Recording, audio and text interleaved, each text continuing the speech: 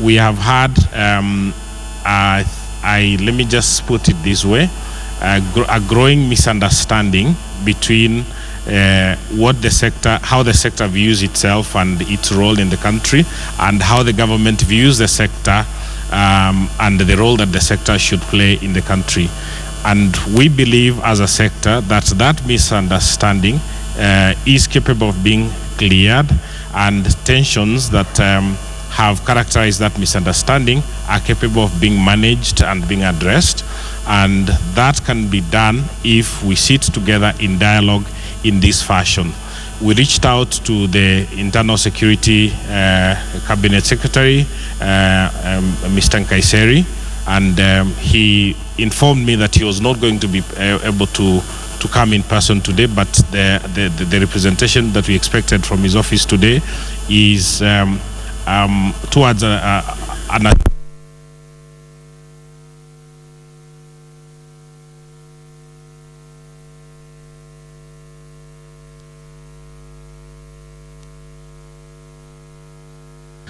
sorry.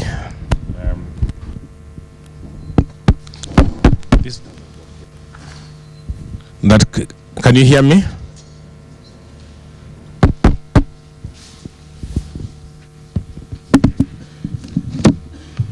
Okay, I think you can hear me now.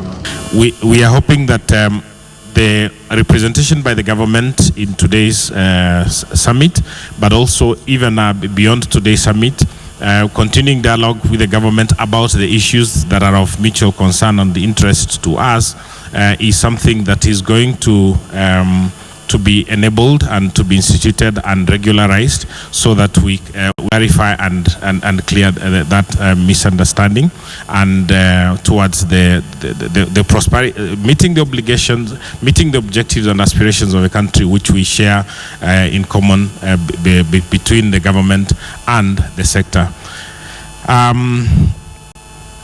I think I've said enough in terms of the opening.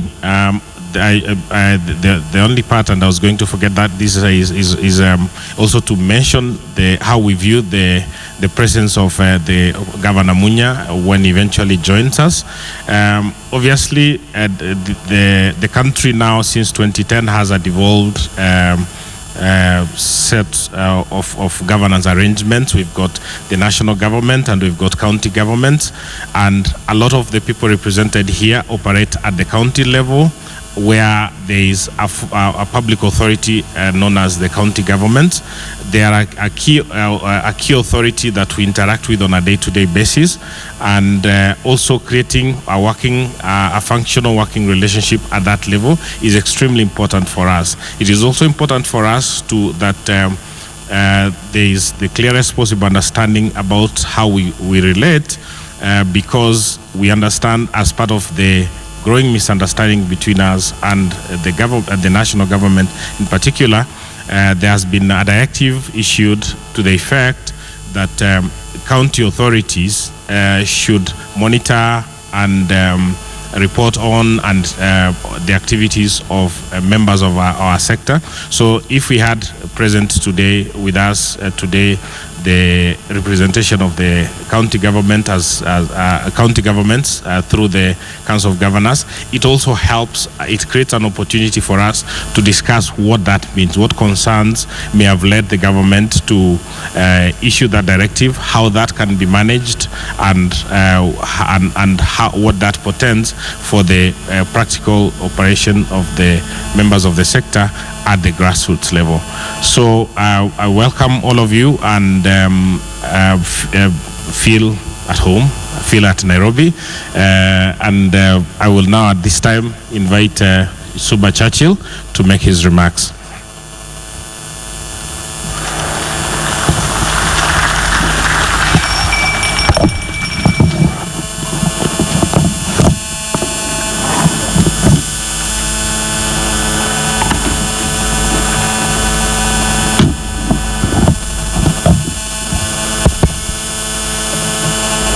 Thank you very much, George, for those very important comments. Your Excellencies, the Ambassador of the United States of America, Your Excellency, the Ambassador of the European Union, Your Excellency, the High Commissioner of the United Kingdom, distinguished ladies, guests and gentlemen, it is once again my pleasure to welcome you to this second PBO Summit, following the one that we held in early October this year, late last year. And you recall that when we convened here, we convened under circumstances under which the civic space, as we call it, continued to narrow. We are convening again for the second time, when in fact that civic space has even narrowed more than we had ever imagined. Ladies and gentlemen, as Kigoro has shared, you are aware that the NGO Coordination Act of 1990 establishes the NGO Coordination Board and regulates organizations registered under the Act. And it therefore means that the NGO Coordination Act remains the main law under which a great number of actors in the voluntary sector are regulated and established. And as long as the government of the day continues to remain intransigent and adamant in its reluctance to commence the PBO Act, which act is supposed to replace and repeal the NGO Coordination Act, it remains that that regulation, as undertaken under the NGO Coordination Act, is critical to the welfare and growth of this sector. And therefore, the NGO Coordination Act and the PBO Act remains key subjects of discussions whenever we convene in numbers as we have today. This NGO Coordination Act, as we all know, is outdated. It's a law that was published and enacted under the one-party era. It's a law that was enacted under the old constitutional order. And therefore, its continued operation means that it is a law that is inconsistent with the Bill of Rights.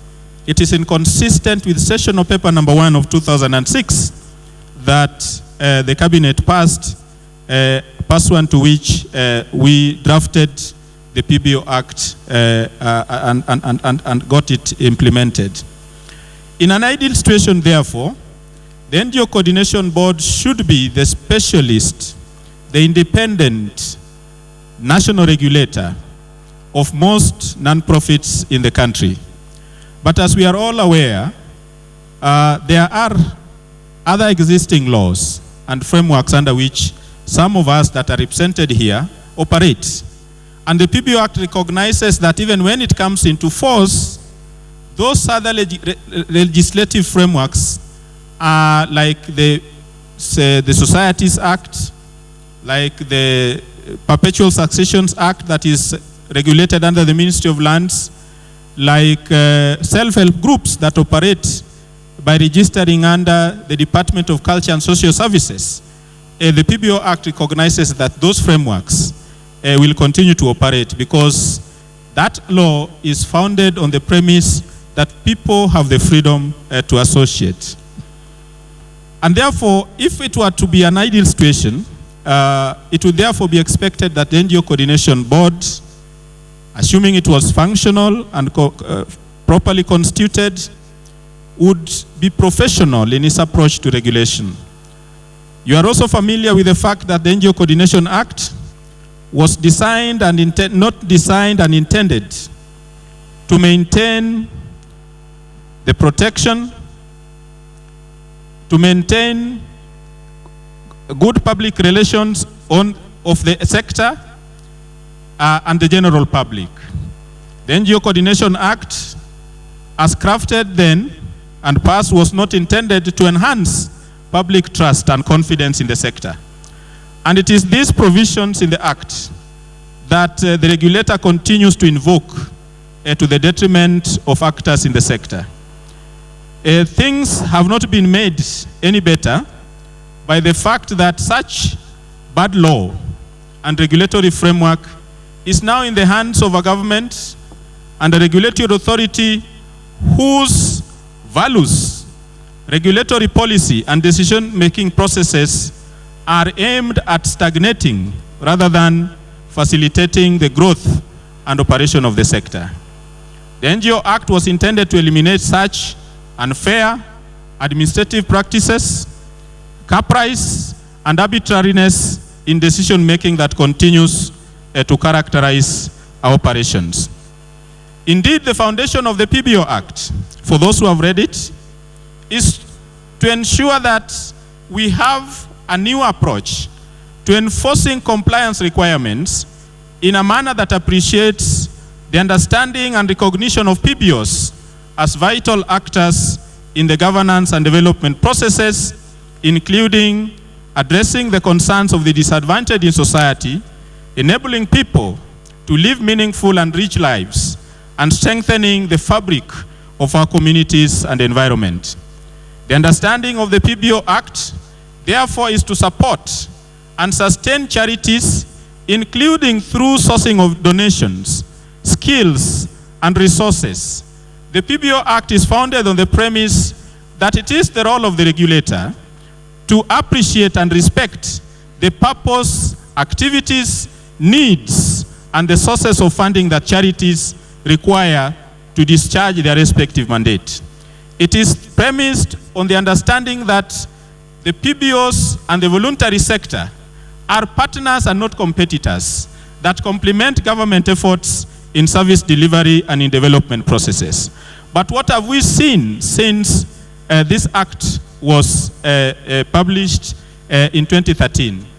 As you are all aware, this act, after being assented to into law by the retired President Mwai Kibaki, is yet to be operationalized.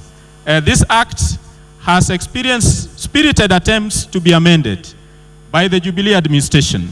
We have witnessed for the first time a government that feels so insecure, so threatened by its own citizens, working and serving under the PBO sector in a manner that is unprecedented. It is to be expected that any regulatory approach that is espoused in the PBO Act would be one that would guarantee fairness, even in matters of regulation, would promote accountability of the sector, and ensure that the regulator itself is independent and is integral and respect the rule of law in its approach to regulation. That has not been the case, and ever since we met here last time, a lot of things, negative things have happened since we met here. We have had the High Court ruling, in fact, describing failure by government to commence the act as amounting to dereliction and abdication of duty. Those were the words of Justice Onguto on the 31st of October 2016. We have had the opportunity to get even other cases that were filed against the implementation of the PBO Act thrown out by the court. And that was what Justice Odunga did a few weeks after Justice Onguto spoke very eloquently on the need to commence the PBO Act. In fact, Justice Onguto did not just stop at describing the delay and failure by government to commence the PBO Act in those and several terms. He gave the government 14 days within which to commence the PBO Act. And as you are all aware, that didn't happen. We have since moved to court to cite both the Cabinet Secretaries for Devolution and Planning and the Cabinet Secretary for Interior for contempt. And the matter will be coming up anytime for litigation. We have also had the opportunity to meet with other actors in this sector. The other day we did meet the Secretariat of the Council of Governors. We did express our concern that some governors have taken the cue from the speech that was made by His Excellency the President Uhuru Kenyatta to the effect that NGOs should not be allowed to conduct civic education. We are extremely concerned that some governors, in particular the governor for Uasin Gishu, Governor Mandago, who was since directed in the company of the county commissioner that NGOs operating in the county be vetted. We are saying as a sector that NGOs and civil society groups are already registered. They have a legal status to execute their mandate, and will be pleading with Governor Munya when he comes that governors should focus on the mandate of delivering the promise of revolution and view CSOs and PBOs as partners in the execution of that mandate. We have also had occasion to meet and discuss this matter with the Commission on Administrative Justice. We did petition the Commission on the conduct of the Chief Executive Officer of the NGO Coordination Board, Fazul Mohammed, and more particularly on the rumors and innuendo around his academic credentials, and as to whether he's a person of moral and ethical integrity to hold that office. As some of you may be aware, the Ombudsman has since investigated and gave a very damning report on the qualifications and conduct of Fazul Mohammed as the regulator of the NGO Coordination Board. In fact, the Ombudsman did point out that over and above the need to have Fazul Mohammed removed from that office, he did recommend that Fazul Mohammed be charged in a court of law for fraudulently using documents that are not that are fake to secure a job, and for profiteering in an office without the requisite qualifications. And we are hopeful that the government will act on the recommendations of the Commission on Administrative Justice. Ladies and gentlemen, in addition to that, we have since petitioned again the Ethics and Anti-Corruption Commission, because when we were here last time, you did recall that we had said that we had petitioned the Ethics and Anti-Corruption Commission as the body charged with the responsibility of ensuring that ethics and integrity are upheld by public officers. You are aware that when we initially petitioned the commission, they went about prevaricating, giving excuses, hiding under the premise of due process. Yet this is a matter that the Ethics and Anti-Corruption has been investigating since November 2015. We are saying that a matter as straightforward as somebody's academic qualifications need not to take more than 1 year to investigate.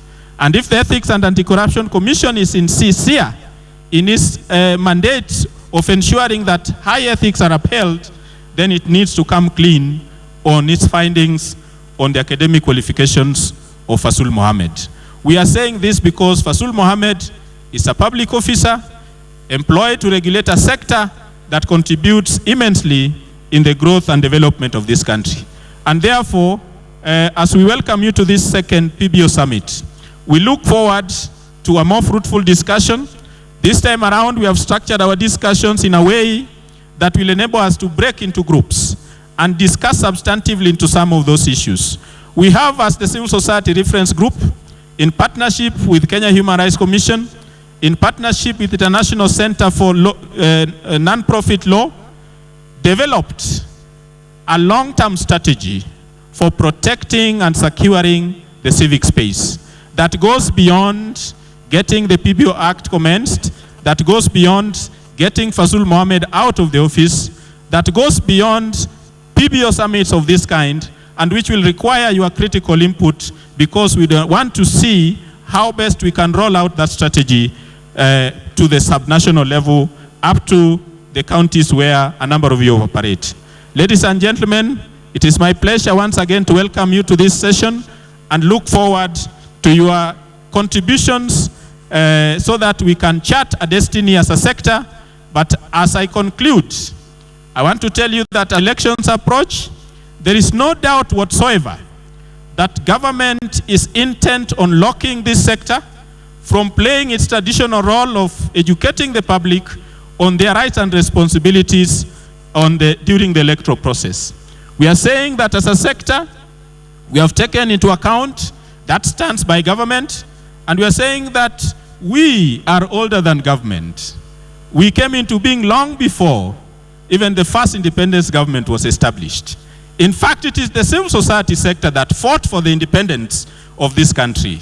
The Kikuyu Central Association was not a government. It was a civil society actor. The trade union movement, under the leadership of the late Thomas Mboya, was a civil society. And no government can suggest that civil society must fold its books, must fold its activities as the elections happen.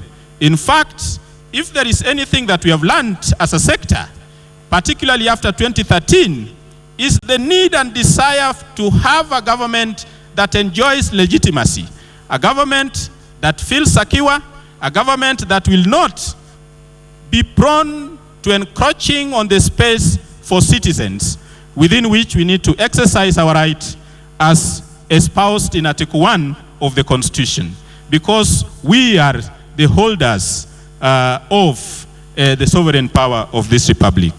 And therefore, I want to urge all of us that despite the threats that you see, despite the circular we saw recently from the Ministry of Interior, instructing county commissioners to harass, to intimidate, to close the operations of PBOs, we want to encourage you to continue with your noble work confidently and report any act that is designed to intimidate you from executing that which you establish yourself to do.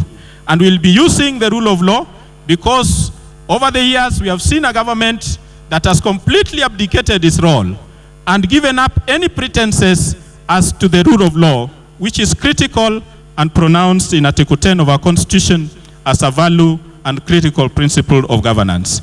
With that, ladies and gentlemen, I wish to welcome you all and hope that all progressive forces, including the Council of Governors, including the Kenya National Commission on Human Rights, including our friends, will join forces with us as we fight this blatant attempt to close the civic space and ensure that Kenyans enjoy the freedom for which our forefathers so gallantly fought. Thank you.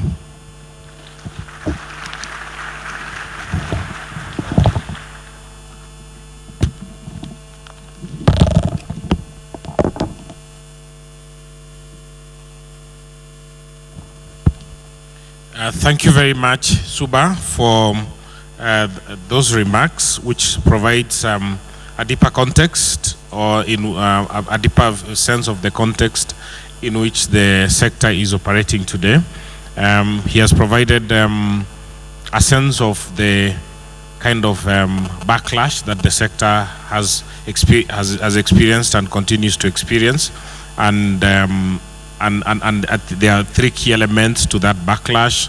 The first one is, of course, hostile political rhetoric against the sector, being characterized as agents of an agenda that is that undermines the national interest and so on. And as part of that rhetoric, it is a clear process of stigmatizing relationships between the sector and its other partners. One partner of the sector, obviously, is the larger public. So there's been a process of stigmatizing the relationship between the sector and the public. The idea that if you find NGO people in the grassroots, you must demand that they identify themselves, you see their registrations, and so on and so forth. That goes towards making the point that those people may be up to no good. So it is important that you keep checking on them and finding out whether or not they are legitimate. The other element of stigmatization has, of course, been around our relationship with our traditional support, resource support base, which is donors and development partners. That again, we feel they've come under their own pressure from government, but our relationship with them has also come under pressure, and the part of the intention of in that pressure is, of course, to isolate both ourselves and themselves from us. And if we're getting isolated from the public and also getting isolated from our donors, then that leaves us completely unable to have a meaningful existence. The second, which again Suba has spoken about, is restrictive legislation, hostile legislative acts. There have been 5 of them since 2013. Fortunately, up to this time, they have not succeeded, but there have been attempts to pass hostile legislation. The third is an administrative crackdown that is taking the forms of the circulars, taking the forms of organizations that have received visits from authorities in the pursuit of purported regulatory powers. So that again is something that we have been experiencing as a sector, and that paints a picture of the experiences that we have. We understand that Mr. Gathesha is going to represent the Ministry of Interior, but he's running late. He will join us later. Obviously, when he comes, it would be nice for us to understand what their view about these complaints that we make about how we view the relationship with government is. It would be nice to get a sense from him as a representative of government whether we are wrong. If we are wrong about how we characterize that relationship, would like to hear a different view. And obviously, as I said earlier on, since there is a misunderstanding of about the relationship, it would be nice to try and heal that through dialogue. We have with us also in front representation from the Kenya National Commission on Human Rights.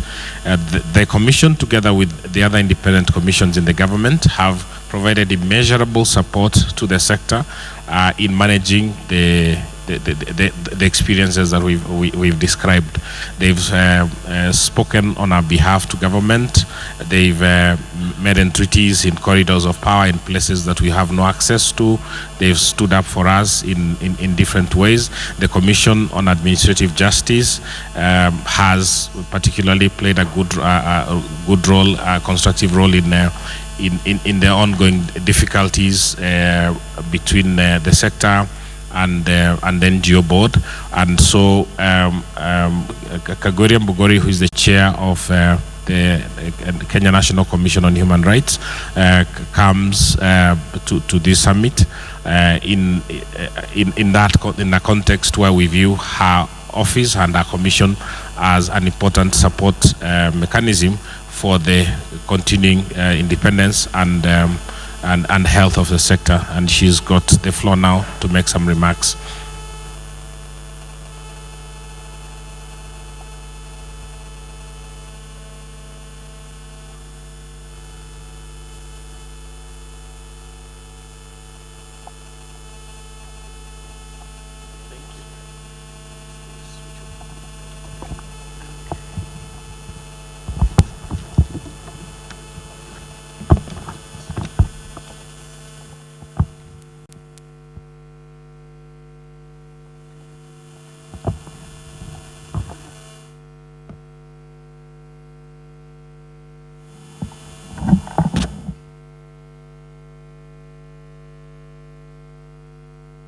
Thank you very much, George, for that kind introduction.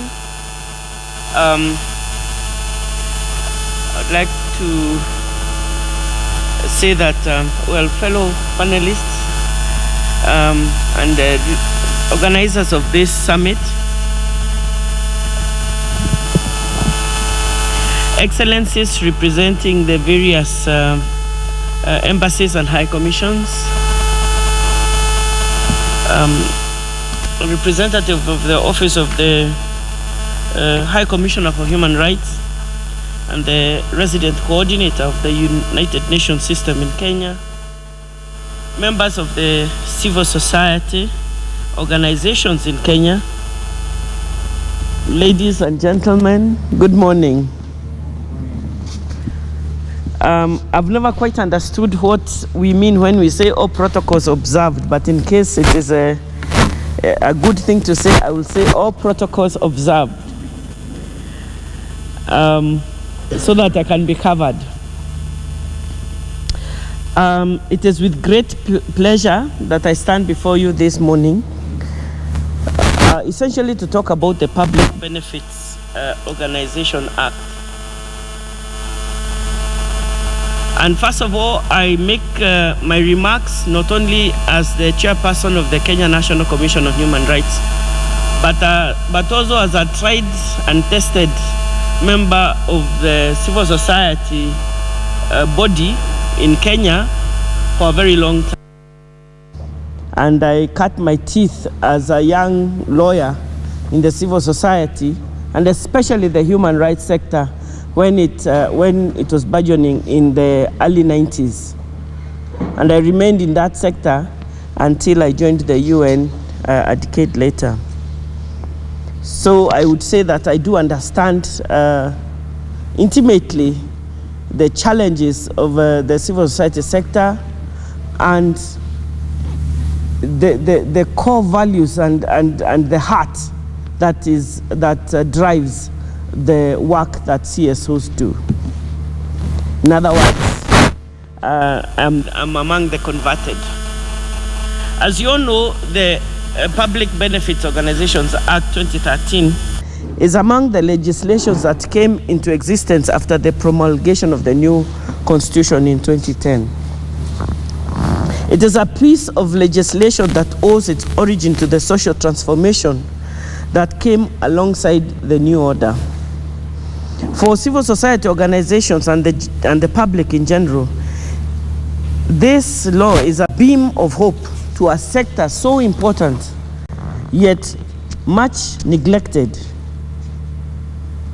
in particular by our executive. Before the enactment of the PBO Act 2013, CSOs were regulated by the NGOs Coordination Act of 1990, which came into effect, I think it was 1992. Now, with the new act and coming into force of the Public Benefit Organizations Act, the old NGO Act of 2013 will immediately be repealed. The NGOs Coordination Act has been used and continues to be used to regulate civil society organizations, albeit with many challenges. First of all, this law was enacted, as many of you may remember, some of you may not have thought you would work in this sector when it was first came into force. It was enacted during a period when dissent was frowned upon and democratic space was very limited. Some of us call it the Moi era. Any attempt to create a voice outside official government voice was normally met with the full force of the law. The NGO coordination law didn't do and still doesn't do much to protect civil society organizations, as they were deemed and even declared from time to time public enemy number one during the single party state.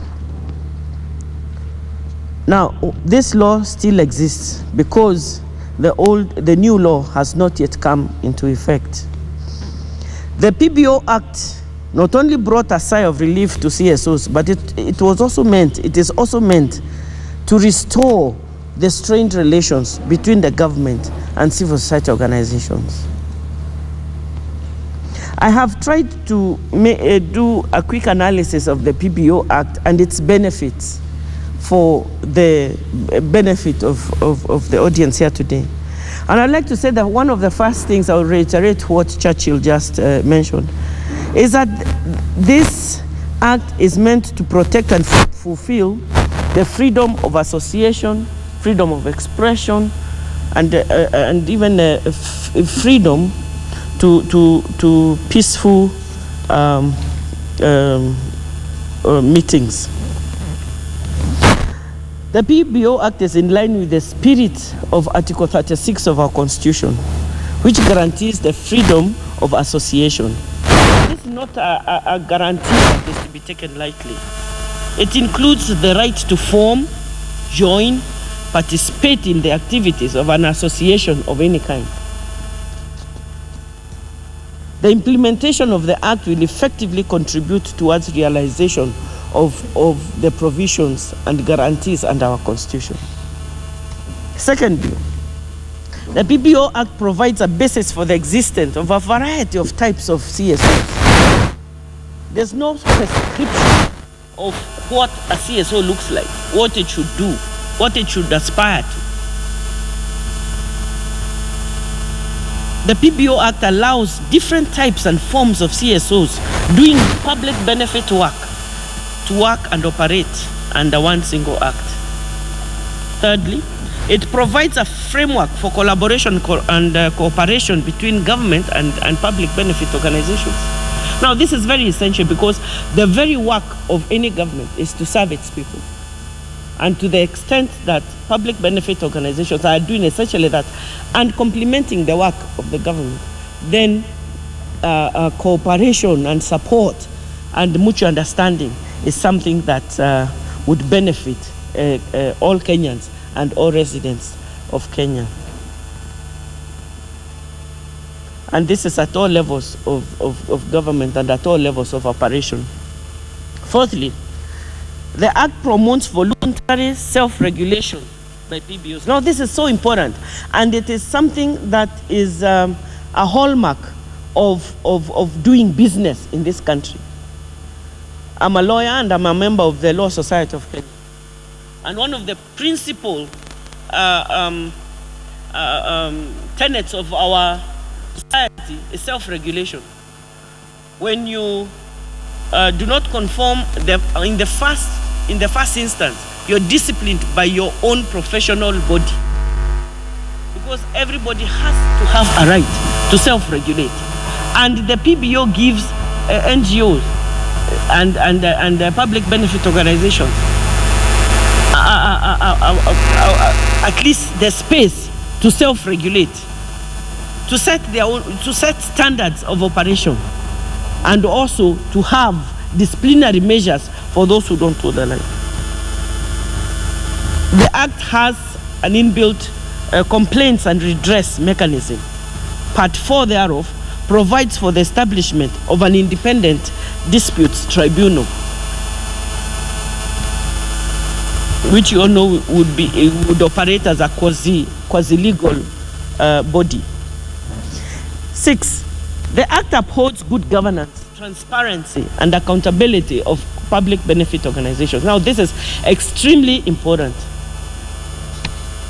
When the mushrooming and burgeoning of the civil society organizations in the early 90s started, would make fun of certain types of organizations. Some of them called them fangos, those are family NGOs. Mangos, that was like my own NGO. There used to be bangos, briefcase NGOs, and I think people just had fun. We really had fun trying to describe all kinds of NGOs, because I think what we were looking at and what we were making fun of is the fact that it had become possible for anybody with a briefcase to go and register an NGO, and it would just be their sole property, and the sole beneficiary would be the carrier of the briefcase. Now, that by no means is a public benefit organization. It's a personal benefit organization. And that therefore, transparency and accountability and good governance must be at the core of every organization that seeks to be identified as a public benefit organization. Their meetings and the annual general meetings, their memberships must be transparent. You must know who is the leader. When did you have a meeting? Where are the minutes? What are you doing? How much money have you raised? How much money have you raised from the public? How much even pro bono services have you received? And that we must be accountable. Cannot operate opaquely and call yourself a public benefit organization. I think that is very understood, and that is something that is well incorporated in the new PBO Act. The Act instills leadership and integrity.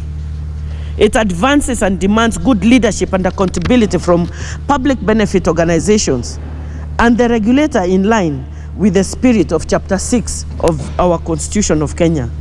You know, this is a chapter on leadership and integrity. I was in a meeting yesterday morning when a member of the NGO board told us that there's no the codes of conduct for CSOs have no place in law, and I was astounded. Under Chapter 6 of the Constitution of Kenya on leadership and integrity, all public institutions, mine included, we have to actually come up with a code of conduct for staff members and a code of conduct for state officers. And each of us, I have signed a code of conduct so that you can hold me to account, because I'm paid by your tax shillings. You can hold me to account. And it's a public document which you can ask for and see and peruse at any time.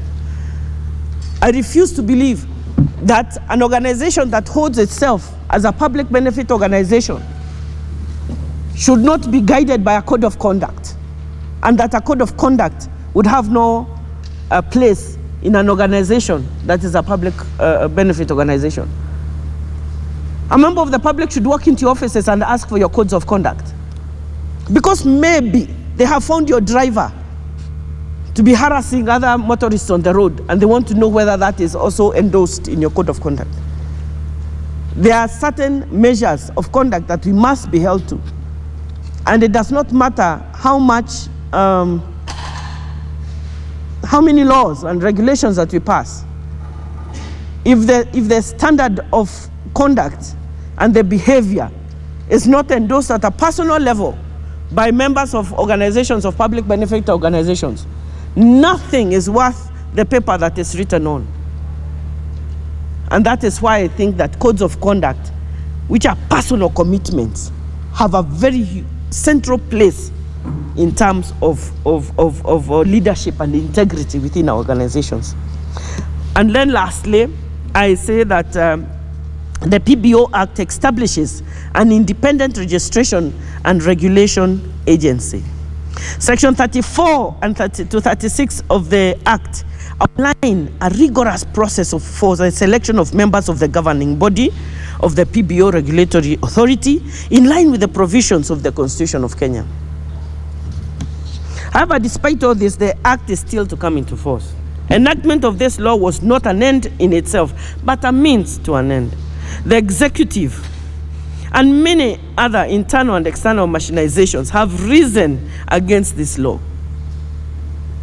First, there have been attempts to informally repeal the Act by amending a major portion of it even before it came into existence, before it came into force. Since 2013, there have been not less than 5 attempts to amend the PBO Act, even before its commencement. There have been 2 separate sets of amendments under miscellaneous amendment bills, November 2013 and June 2014, and a memorandum containing 54 amendments in October 2014. There is a very big force of wind trying to blow away the Public Benefits Organization Act before it comes into being. In the 2014 amendments, it was outrageously proposed that CSOs, which have raised more than 15% of their annual budgets from an outside source, outside to this country, who should be categorized as foreign organizations. Really? Additionally, public benefit organizations, including community-based organizations, were to publicize their financial reports in national newspapers, failure to which they would risk deregistration. This one riled me no end. How much money do CBOs operate on? You know what we are talking about when you say about CBOs? These are the voluntary organizations run by volunteers in the villages, in the small communities. And actually, they literally run on the altruistic efforts and pro bono services of the people who bring them to court. These are the organizations that are caring for AIDS orphans. A mama feels moved because there are so many AIDS orphans in her community, and she opens her own house, puts mattresses on the floor or mats, and shares the food she has with these 15 children who soon grow to be 30, and soon they are 60, and soon they are more than 100, and more than she can handle, and she needs a bit more help. Really? This is the person we are saying she should publicize her financial records in a national newspaper or seek deregistration? I just think that this requirement was as ridiculous as it was ill-conceived. But the attacks are not only directed to the law, they're also directed to CSOs. In 2014, the government of Kenya purportedly deregistered 510 NGOs. The government also announced that it had also frozen their bank accounts and revoked work permits for foreign employees. This was done under the guise of fighting terrorism. Some of the affected NGOs lie squarely within my sector, Haki Africa and Muhuri. They are human rights NGOs. Ladies and gentlemen, the PBO Act faces challenges ahead of its implementation. The first and major one is its commencement. When shall it commence? Even after the Cabinet Secretary for Devolution, Honorable Mwangi Kionjori, on 9 September 2016, signed a Gazette notice for commencement of the Act, this Act faced a drawback after litigants challenged it in court. The High Court gave an injunction to stop the operationalization of the Act pending the outcome of the case before it. This in turn prevented the government printer to proceed with publication. Has the state once again reneged on its commitment? Some are asking, was this a setup? Is it a conspiracy? These questions lack comprehensive answers, but deductive logic would point to the current holders of the executive office at the NGO Coordination Board. Their offices, their jobs will be rendered defunct once the new act comes into being. Even after court cases surrounding the law have given green light, the executive, but more by design than by default, has moved responsibilities from the Ministry of Devolution to the Ministry of Interior and National Coordination of National Government. Again, is there some mischief here? Are NGOs and the CSOs now being seen as interior or national security threats? What is happening? Those are the questions I suppose that the fifth parallel session will be dealing with this morning.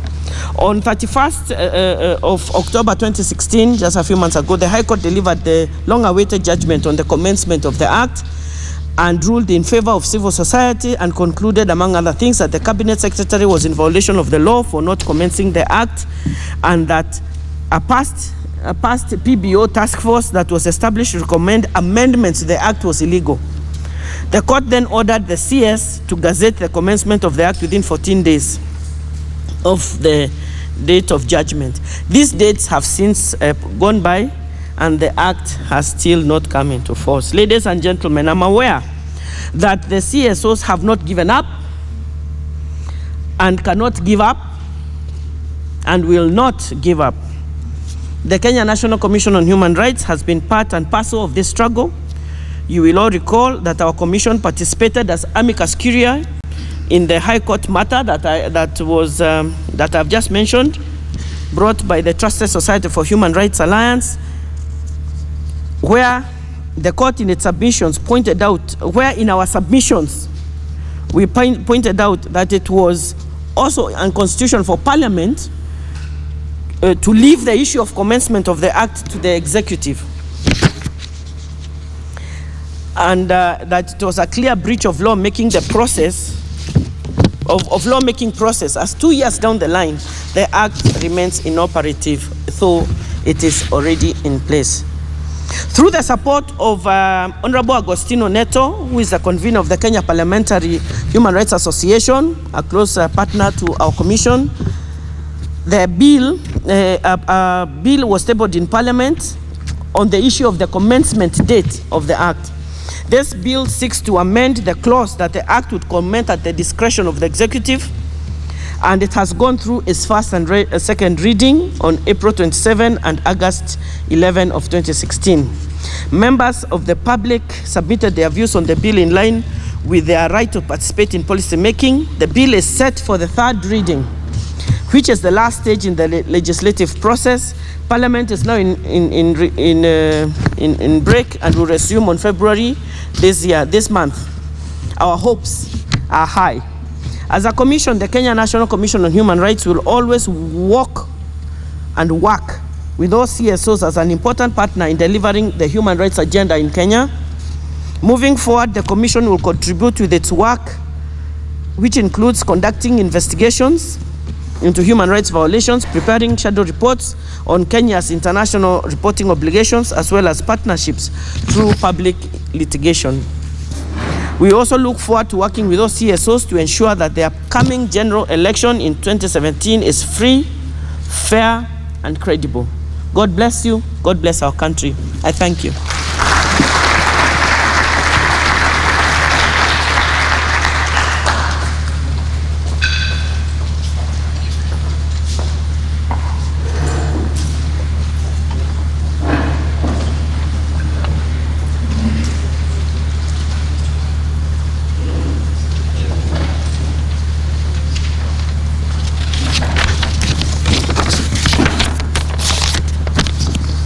Okay. Thank you very much, Kagweria, for those remarks that have dwelt on the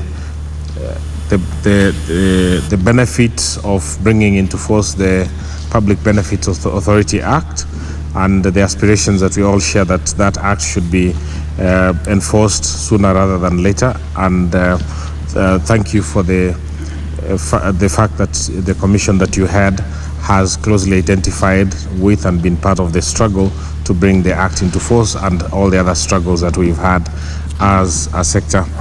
Our next speaker, and probably the last one unless the representation from the Ministry of Interior arrives before the end of this of opening session, is going to be the resident coordinator for Kenya for the UN, Sid Chatterjee.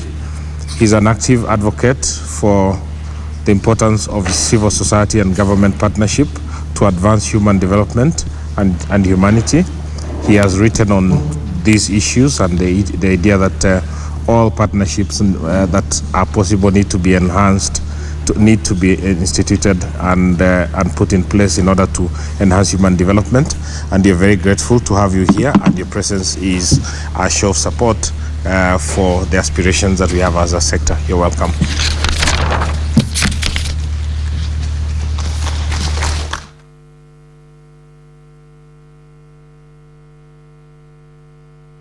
Mr. Suba Churchill, Mrs. Mungoria, George Kirogo, the Ambassador of the United States, Bob Kotick, the Ambassador of the European Union, Stefano De Jacque, colleagues from the diplomatic community, ladies and gentlemen, good morning. Assalamu alaikum wa rahmatullahi wa barakatuh.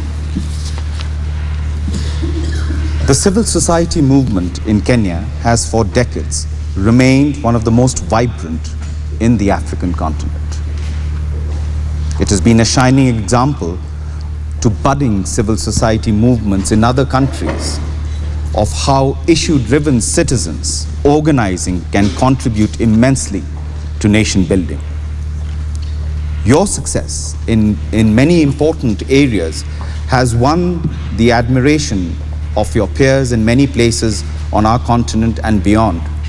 And certainly, most of us in the international community here value you, respect you, and cherish you. We cannot tire to mention your enduring contribution to the review of the Constitution of Kenya that led to the adoption of an extraordinarily progressive text. Your efforts to complement the government by delivering basic services to some of the most hard-to-reach parts of Kenya resonates with the desire to leave no one behind in the quest to attain the Sustainable Development Goals. Your unrelenting work to provide civic education in far-flung areas of the country, to promote accountability of state and non-state players alike, and to strengthen citizenship participation in governance and development in general has been exemplary and meritorious on all counts. These are achievements that you should be proud of. We certainly are. As you congregate here for this moment of reflection, I know that a number of things would be weighing on your minds, as we've just heard from the previous two speakers. I believe that the desire to have elections in August this year that are not only free, fair, credible, but also peaceful is one of them. The debate on civil society operating environment has been going on for some time now. The drought situation in the country is bad, and it threatens to slow down economic progress and expose people to poverty and impoverishment. The efforts of terror and the acts of terror remain omnipresent, and many more. These are not simple problems with simple solutions, ladies and gentlemen. They cannot be solved by one or any one of us by ourselves. As Longfellow said, no man is an island, every man is a piece of the continent. We all just have to band together to find solutions to the complexity that confront us. As the United Nations, we are under no illusion, nor can we make the claim that the relationship between the civil society organizations and government is not without differences. Differences are everywhere. All over the world you will find there are differences of opinions and actions. But we have been privileged as the UN to have been part of your journey to review the laws governing the non-governmental organization sector in Kenya. We have had the privilege to support initiatives that led to the adoption of the PBO's Act 2013, either directly as UNDP through our civil society facility, Amkeniva Kenya, or through the Office of the Human Rights of the UN and other UN agencies. As I informed you at the first National Summit, actually at this very place, in October 2016, the UN has continued to engage with the government at every level and other stakeholders to complete this task and put this chapter behind us by operationalizing the PBO Act. We strongly believe that the Act will provide an enabling legal environment for public benefit organizations to contribute to the timely achievement of Kenya's Vision 2030 and the Sustainable Development Goals. We reiterate here today our commitment to the best of our technical and financial ability, and in a manner that is consistent with our mandate to provide such technical and other assistance as may be asked of us to enable you, the Kenyan people, to achieve that objective. This conference is taking place at the midst of the mass voter registration exercise that will come to an end in about 12 days' time. Your role as civil society organizations in mobilizing all eligible citizens to register as voters and in working with the government to identify and address gaps and shortcomings cannot be overemphasized. You have done this in the past and you continue to do so now. And as the United Nations, we have confidence in your ability to provide accurate, timely, and objective information to the people of Kenya wherever you work. As one of the few impartial actors in what is essentially a contested process, we hope to rely on you to deploy your skills, network, resources to build a Kenya that is founded on the universal values of peace, respect, human rights, tolerance, and solidarity. And you can count on us to work together with you in this regard. As I conclude, I would like to reassure you that we are as much partners to civil society as we are to the government. We do not take sides with one against the other. Instead, we work together with both of you behind the scenes to facilitate a dialogue between the two essential parts of society. This is true in the case of the United Nations in Kenya, and it is true of the United Nations everywhere else in the world. Finally, as you put your minds together today to seek solutions to the challenges facing Kenya, I encourage you to keep one thing in mind, that the people of Kenya are all looking up to us. As the new UN Secretary General Antonio Guterres said when he shared his vision, our duty to the peoples we serve is to work together to move from fear of each other to trust each other. Trust in the values that bind us, trust in the institution that serve and protect us. I wish you healthy deliberations, ladies and gentlemen, and I hope we actually do have a successful outcome soon as possible. Thank you.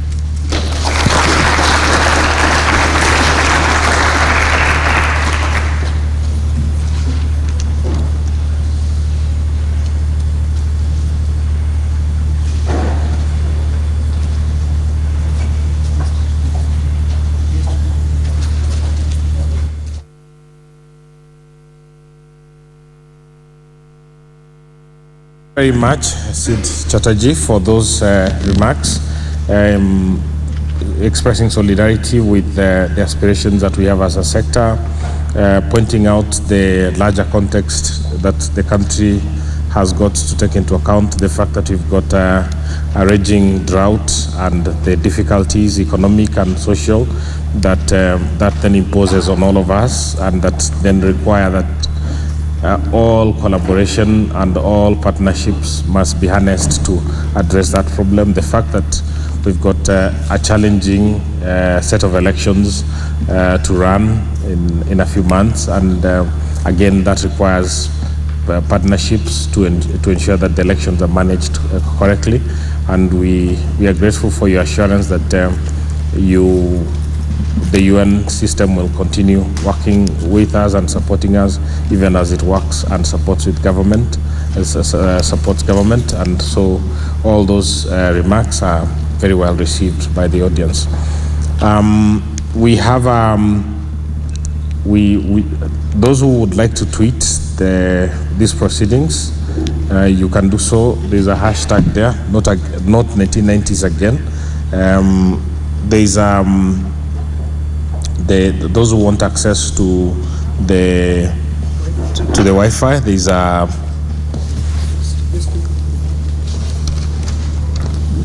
Guest 2014. You can that's the access code to Wi-Fi.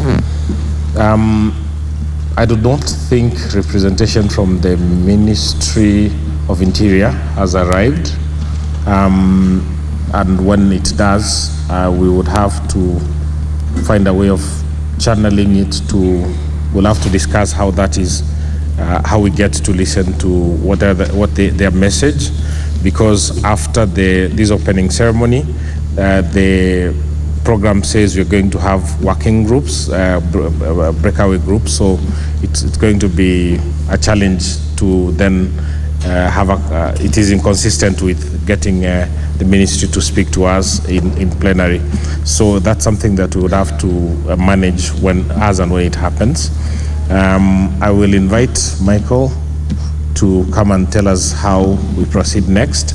And this is the last I will be speaking to you. So to thank you very much for listening to me and for listening to all of us in the opening. To thank all the speakers for the things they've been able to say. I think Sid said he needed to leave. Thank you very much. Wish you a good day. And to thank all the high representatives, the ambassadors and high commissioners that have been able to join us this morning, and all the colleagues who have traveled from very far to be with us, and to wish all of us a successful set of deliberations for the rest of the day. So thank you very much for cooperating in the program up to this point. Thank you very much, George.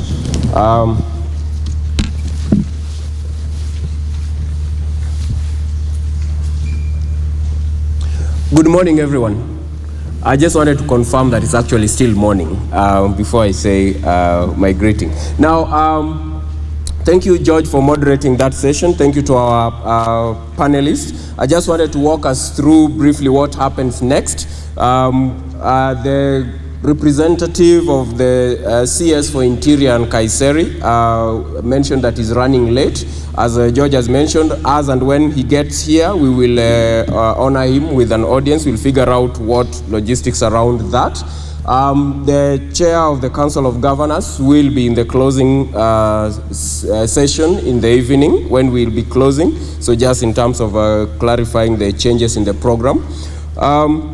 We go into parallel sessions. We have parallel sessions, 4 parallel sessions that will be proceeding.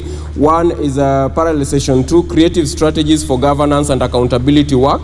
That will be in Annex B. We have volunteers and ushers who will guide you appropriately. Annex B and C are both upstairs, so when you exit, either turn left or right, you will find those rooms. And you'll be guided accordingly. In those rooms, we'll have a moderator, a resource person, and a rapporteur. And the rationale for the breakout sessions really is that beyond just a summit and a plenary discussion where there's limited space for interaction, we find an opportunity like this great in hearing from various experiences from across this country and even beyond, for people to find more participatory spaces to delve deeper into certain issues. We thought it wise to break this into some core issues. Thanks for feedback from those of you who did provide feedback on what you're struggling with. So that is what has informed the thematic areas in the breakout sessions. So we invite you to choose one that is of interest to you and your work, and attend and give the best of your contribution. The proceedings from those sessions will be documented and will form part of the communique that we will have at the end of this summit today, that will be shared not just with the media but also for the entire community, so that people can take necessary next steps to continue to impact on the struggle that we have for the commencement of the PBO Act 2013, and also to ensure we actually realize a better working environment for the sector, both at the county level and at the national level. So that's really the purpose of those breakout sessions. So I encourage you to interact. We were pretty generous this time with time for those sessions because of experience of why the realization that people really valued those spaces. So parallel session 3 will remain in the main hall here. Parallel session 4 will go to Annex C, which is also up. Parallel session 5 will go to Chipenda Hall. Chipenda Hall is as you enter, just as you turn left from the reception, there's a nice little hall there. That is where we'll do parallel session 5. But all those places have ushers, so if you are confused, if you are lost, please seek information. We also have information outside pinned that would guide you further. After that, of course, we will have lunch and resume for the third part to look at the operating environment and continuing with the parallel sessions. As you look at the sessions that will interest you and make a decision, I want to invite us to 3 minutes of poetic interlude. I'm told Dofan is in the house. Please come and remove some entertainment for us and your fans. Thank you, Dofan.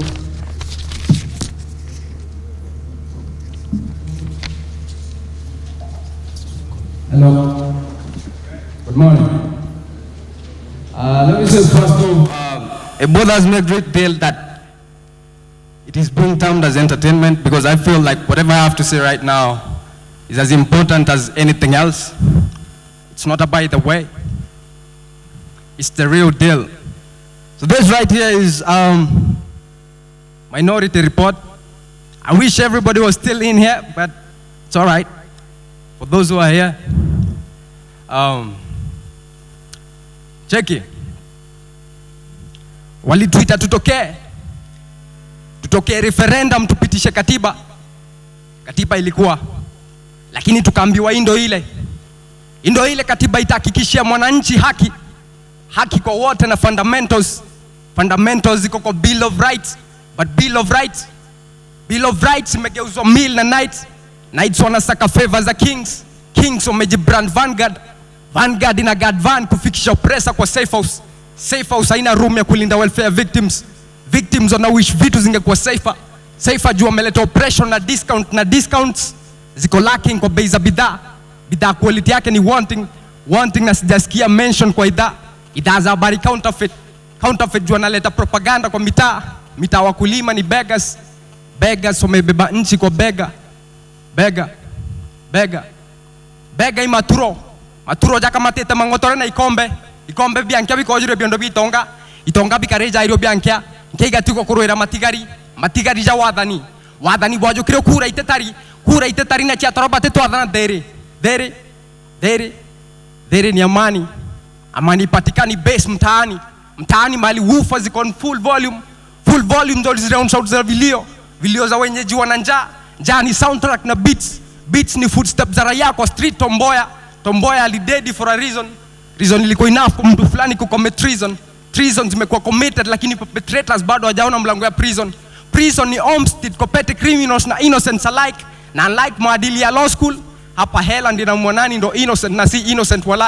Walai sijaielewa nini funny na jokes za hao watu matimes hizo jokes ni sisi zinakejeli na haifai that najichunga na mtu bado ndiye anafaa kunichunga imanishi nikiuliza maswali ndo sasa unataka kunifunga juu nimeuliza maswali zinadunga juu uwezi eleza alienda wapi mahindi tulivuna lakini watu wanakufa njaa juu hakuna unga na mavuno tuliweka kwa store na tukafunga na tupatia keys kama custodian anatuambie ampataje pesa ya kununua keja runda.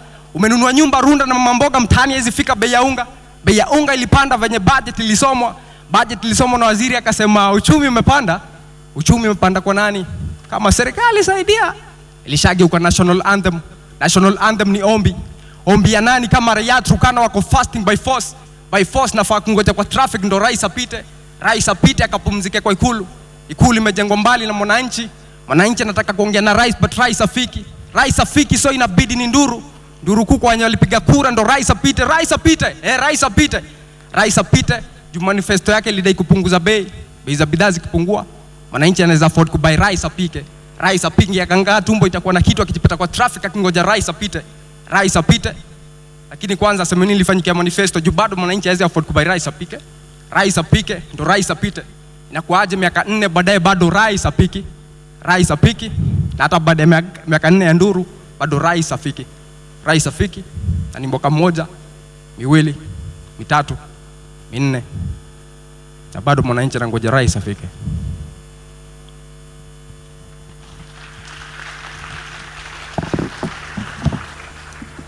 Thank you, Dofan.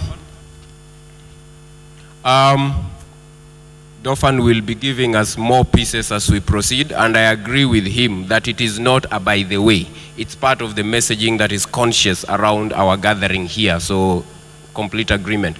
At this point, I declare this gathering temporarily illegal until we reconvene in the afternoon session. So please, let's get into the breakout sessions and contribute vibrantly. Thank you for your attention.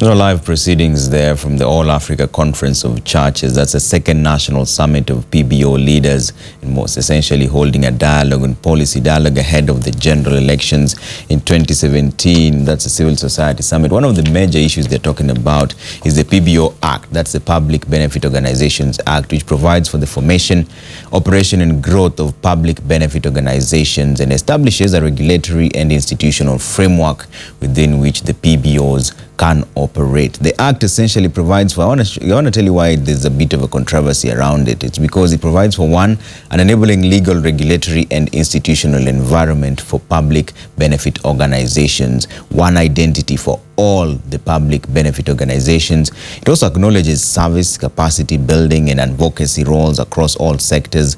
It holds the sector to high public disclosure, accountability and transparency, and that is where the bone of contention is. The government and NGOs and the civil society have had a lot of mutual disagreement and mutual suspicion within each other, and the government assuming and alleging that certain NGOs are engaged in money laundering, and also they do not account for where the funds are from. So then there's also a letter that I'll be reading out that for you in just a bit, but just to give you a background of what the PBO really is about. It also promotes a new sense of cooperation and shared responsibility between the government, development partners and stakeholders in their dealings with the PBOs. It enhances leadership standards within the sector aligned to Chapter 6 of the Constitution, creates space for an independent regulation and membership agencies that can redress public complaints. And that is part of the issues that came in, because initially PBOs were under the Ministry of Devolution, but they were moved to the Ministry of Interior,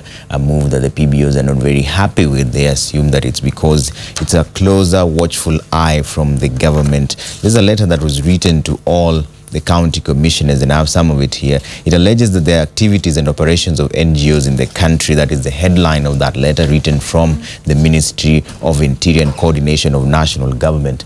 And it essentially warns all county commissioners to bring to their attention that the policy, oversight and functionality of NGOs in the country is domiciled in the Ministry of Interior and Coordination of National Government. And NGOs Coordination Board is a state agency in the ministry and is in charge of charity regulation in the country. The board was established under Section 3 of NGOs Coordination Act in 1990 and is charged with the responsibility of registering, coordination, facilitation and regulation of all the NGOs and their activities in Kenya. Now, this is the most essential part. There's a complete sub-headline there of activities of NGOs, and the Ministry of Interior here says that we have noted with concern that a number of NGOs are operating and implementing projects at the counties without proper legal status and requisite approval from the regulator to engage in such activities. It is that back and forth that the NGOs and civil society are not very happy with, because essentially they feel that the government is curtailing on their freedom and they want to be allowed to acquire wealth, to acquire money from whichever areas and also account for it, but not to be seen as supporting either side of the coalition, and the government needs to be on their side. And the letter goes on to say, in addition, some of the NGOs are also involved in nefarious, that is the word they're using, activities that pose a serious threat to the country. So it's essentially warning all the county commissioners to be watchful of what the NGOs are up to at any given time in their county. Some of the key highlights of the PBO Act is that it prescribes minimum provisions to be included in the governing documents of PBOs, as well as financial transparency and reporting by PBOs. It also advances the main agenda there, which is the demands of good leadership and accountability as well from PBOs and regulator, in line with the spirit of Chapter 6 of the Constitution. Now, this is the second summit that is just coming to, they've just taken a short break at the All Africa Conference of Churches. It's the second national summit of the PBO leaders, essentially discussing policy dialogue ahead of the general elections in 2017. NGOs and civil society have been going head to head with the government, especially in their involvement in a bit of politics here and there, and of course freezing accounts here and there. And there's also the issue of being involved in money laundering. The letter I've just read out to you is from the Ministry of Interior, which the PBOs have actually been moved from the Ministry of Devolution to the Ministry of Interior, move which essentially means that they'll be under much more close watchful eye. And then there's also the people there are not very happy with it. The PBO, the Public Benefit Organization leaders say that essentially is infringing on their rights and their freedom of space, and that is one of the reasons why they're holding the second national summit of PBO leaders. Our very own Andrew Chieng is there. It's happening in Westlands right now. He joins me live. Andrew, what stood out for you during that summit? Thank you, Trevor. What, of course, has stood out for me is the lack of government presence here. The organizers say they invited the Ministry of Interior, where the NGO Coordination Board, which sort of oversees the activities of non-governmental organizations in the country, lies. They invited the Ministry of Interior. They invited the Cabinet Secretary, Joseph Nkaiseri, but he could not make it.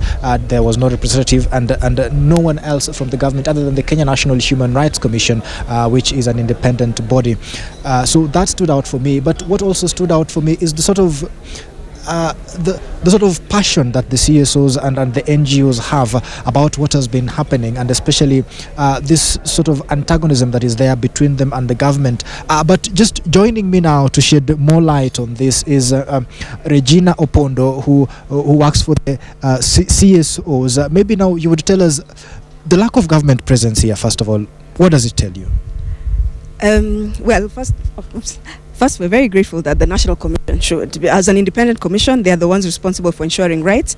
And in particular, for us as civil society actors, I think the right to assemble and the right to associate is very key. And those are the rights that we're seeing infringement from by government.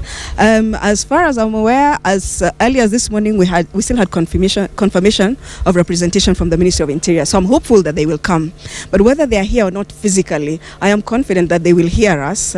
We will continue to, whether it is pestering with phone calls, inviting them to meetings, walking to their offices, petitioning, even if it's going to court. I think we are Kenyans and we deserve the services as Kenyans, but we also are organizations that are supporting government in delivery of its development agenda.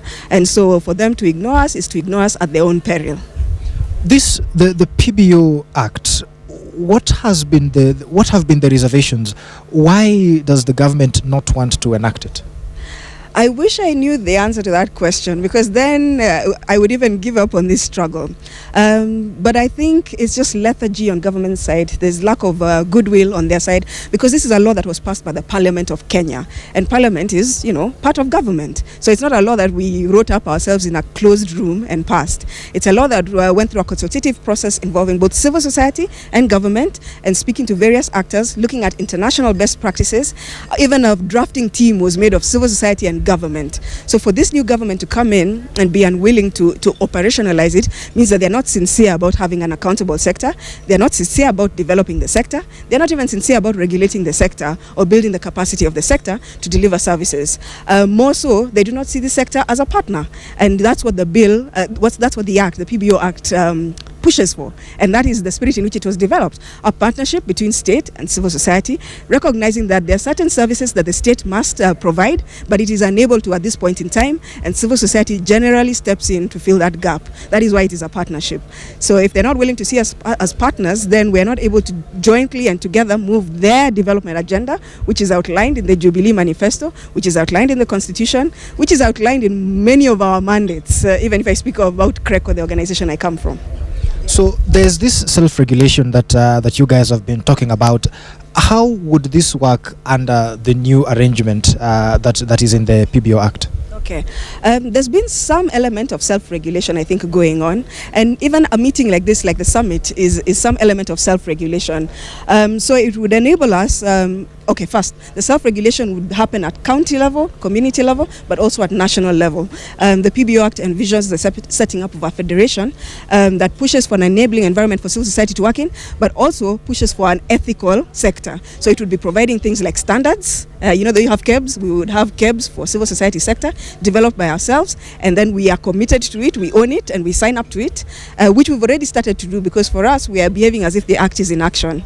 So we have developed our own voluntary charter Charter, which all the organizations here have signed up to, and it means that we are committed to being accountable to government, we are accountable to our donors, and we're going to be accountable to the Kenyan citizens, who are the people we are working for, our bosses at the end of the day. So that's how self-regulation would work. Pushing standards, pushing ethical behavior, pushing each other to be accountable, and raising the bar so that all of us aspire to a higher ideal of accountability as a sector. These fears that the government seems to be having, which have probably led to the PBO Act not being enacted, issues like funding, restricting where your funding comes from, issues like associating you, moving you to the Ministry of Interior and associating you with issues like money laundering, funding other activities which may be criminal. Do you think the government has a right to have these fears, and the ordinary Kenyan has a right to have these fears? Could there be some elements in the society, in the CSOs, that have probably done something that would make the government be jittery? Well, then they should table the evidence. You see, you can't make accusations without evidence. So as you've rightly pointed out, the government has alleged that this is a sector that is responsible for money laundering. They've not taken anyone to court on money laundering. And we have laws against money laundering. I mean, we have the Money Laundering Act. You have various sorts of acts that govern banking, financial systems. But even the NGO Coordination Act, which though outdated, has got certain accountability measures to catch such organizations. As far as I know, nobody has been taken to court as an organization for supporting money laundering or terrorism or any other type of insecurity. So for me, these fears are unfounded. I think everybody has the right to have fears. So I will not interrupt with your right to expression, speech. It is your right as a Kenyan guaranteed by the Constitution. But let allegations be based on facts. Let the government table evidence. They have the biggest network in the country. They can get information from national to the village level, from the chief. To date, they've not tabled any evidence to support these allegations. I think it is malicious to use such allegations. I think it is dangerous, which takes me back to the issue of partnership.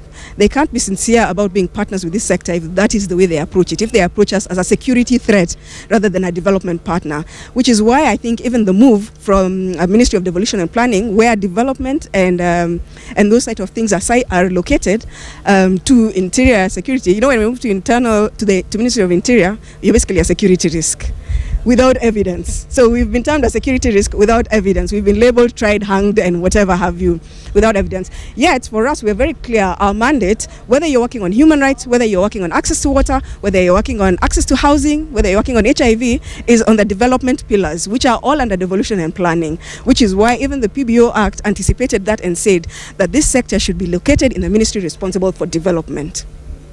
I've been to several international meetings, some even here in Kenya, where the Kenya government loudly proclaims how they have such a wonderful working environment with the sector. They see us as partners. The Global Partnership for Effective Development Cooperation, which requires partnership between civil society, development partners and government. They go there and say we are partners and everything is hunky-dory and rosy and we love each other kumbaya, when the real fact is that it's not. Open government partnership, which also requires one of the principles is that we work as partners. It's open government partnership. So we are working together to open up government so citizens can easily access services from government. And we are here willing to support that, to help government open itself up for the local Mwananchi. And they go to the international meetings and say partnership is great. We are doing all these things. Freedom of Information Act, we passed the best Freedom of Information Act last year as Kenya, not acknowledging that there's been 10 years of slogging by civil society to get the act passed. And now we have the rules and regulations, and we're not even sure if the rules and the regulations will take away or they will add to the act. Yeah. So now, the one of the agenda of this meeting was to iron out these differences and to have a smooth working relationship with the government going forward. But with the government not here, how do you see that happening going forward? Or what would you expect at the end of the day to come out of this meeting now? I think at the end of this meeting, we will have a statement of intent. We will also have a clearer strategy as our own sector on how to engage with government. We're very clear on one thing, that we will continue engaging with government. There's always this feeling that we are protagonists, we're always against each other, which is normal in any environment, because if I'm holding you accountable, when you're doing wrong, you tend to feel that I could uncover the wrong. But we're working from the point of view that we're all working towards one common goal, which is a good Kenya, a progressive Kenya, development for Kenyans. So we're still going to continue engaging, as I mentioned, through meetings like this and making communiques, through reaching out to the various cadres of government. So whether it is county government, I think we're expecting county government, and they had confirmed that they would come. The County Assemblies Forum is also sending a representative who should be here in the afternoon. And we've written letters. We will continue to book appointments. Where required, we will go to the streets. Where required, we will go to the courts. We'll use everything within our means, including talking to the mothers, wives, husbands, and children of those in power. Okay, thank you very much there, Regina Opondo, the Deputy Executive Director of the CSO's Forum, just giving some insights on why this meeting was held and some of the issues that they would like the government to address